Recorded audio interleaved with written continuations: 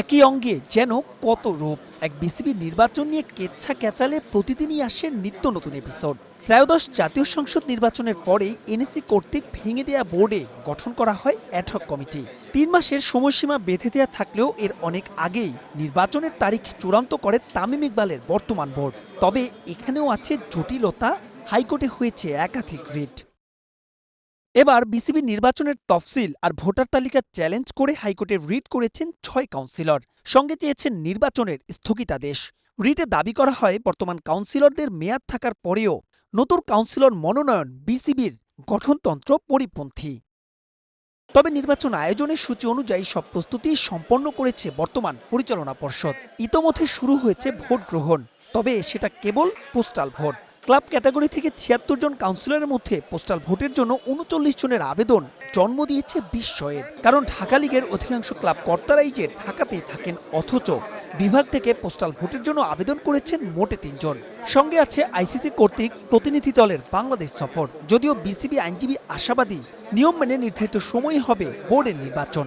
এই যে আইসিসি আমাদের যে মেইন ক্রিকেটিং অথরিটি, এই আইসিসি আমাদের মেইন রেভিনিউ জেনারেটিং বডি, এদেরকে আসলে তারা তো বিদেশে থাকে, তারা তো আসলে আমাদের দেশের কালচারটা পুরোপুরি বোঝে না।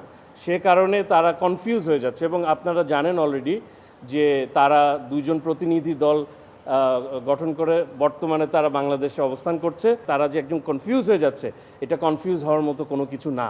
সব কিছু আসলে কনস্টিটিউশন অনুযায়ী হচ্ছে। কেসের বিষয়টা জানলেই কনফিউজ হয়ে যায়, সেইটার ক্ল্যারিফিকেশন করতে তারা বাংলাদেশে এসছে এবং নির্বাচনটাকে তারা পর্যবেক্ষণ কিভাবে কি হচ্ছে।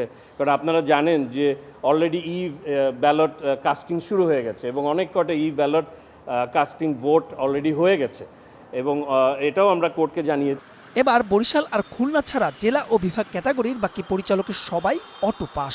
অভিযোগ আছে কয়েক স্থানেই আছে প্রচ্ছন্ন হুমকিরও। তবে যে কোনো পরিস্থিতিতেই নির্বাচন থেকে সরে না দাঁড়ানোর ঘোষণা বরিশালের বিভাগের প্রার্থীর। আমি অপোনেন্ট সম্পর্কে ওইভাবে বলবো না, কিন্তু আমি তৃণমূলে কাজ করেছি। আমি একদম মফস্বল থেকে আমি ক্রিকেটের জন্য কাজ করেছি এবং আমার জানা মতে আমি যতদিন ধরে ক্রিকেটের সাথে আছি, উনি এতদিন ধরে ক্রিকেটের সাথে নেই। উনি ফ্র্যাঞ্চাইজি নিয়ে কাজ করে, আমি মফস্বলের ক্রিকেট নিয়ে কাজ করেছি। নির্বাচনে সরে যাওয়ার কোনো প্রশ্নই আসে না। আমরা ওই ব্যাকগ্রাউন্ড থেকে আসিনি যে কোনো নির্বাচনে দাঁড়াবো, ওখান থেকে সরে আসবো। আমাদেরও তো একটা ফ্যামিলি ব্যাকগ্রাউন্ড আছে, ভোলায় আমরা থাকি এবং ক্রিকেটের যে আমার ব্যাকগ্রাউন্ড আপনারা জেনে থাকবেন। ভোলায় যদি আপনাদের কেউ থেকে থাকে, আমি এই নির্বাচন থেকে সরে যাওয়ার কোনো প্রশ্নই ওঠে না। সব ঠিক থাকলে আগামী ৭ জুন হবে বিসিবি নির্বাচন। তবে সবকিছুর পরেও বোর্ডে সরকারি হস্তক্ষেপের প্রমাণ মিললে বড় ধরনের শাস্তি নেমে আসতে পারে বিসিবির ওপর। মাহবুব রিমন, স্টার প্লে, ঢাকা।